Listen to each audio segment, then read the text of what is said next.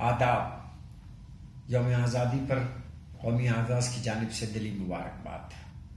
آپ واقف ہیں کہ وزیر اعظم نریندر مودی نے آج یوم آزادی کی 70ویں سالگرہ کے موقع پر لال قلعے سے قوم کو خطاب کیا۔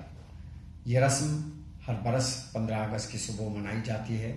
آپ نے کبھی سوچا کہ آخر وزیر اعظم لال قلعے سے ہی کیوں ملک کو خطاب کرتے ہیں؟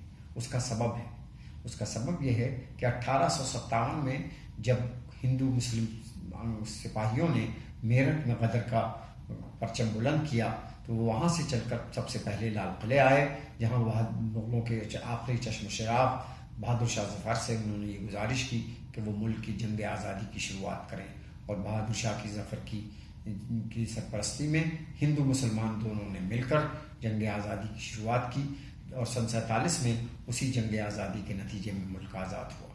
تب سے آج تک ملک کا وزیر اعظم اسی لال قلعے سے چڑھ کر ترنگا کا جھنڈا پھہراتا ہے اور ملک کو خطاب کرتا ہے۔ لیکن اب دور بدل رہا ہے۔ وہ مغل جنہوں نے لال قلعہ بنوایا اور وہ مغل بادشاہ جن کی سرپرستی میں یوم آزادی منائی گئی، انہی مغلوں کو اسکولی نصاب سے اب ختم کیا جا رہا ہے۔ آخر یہ کیوں ہو رہا ہے؟ ہندوستان میں مغلوں کا نام و نشان مٹایا جائے، یہ اس کا سبب کیا ہے؟ یہ ایک لمحہ فکریہ ہے، اس کے اوپر سوچنے کی ضرورت ہے۔ کیا وہ ہندوستان جس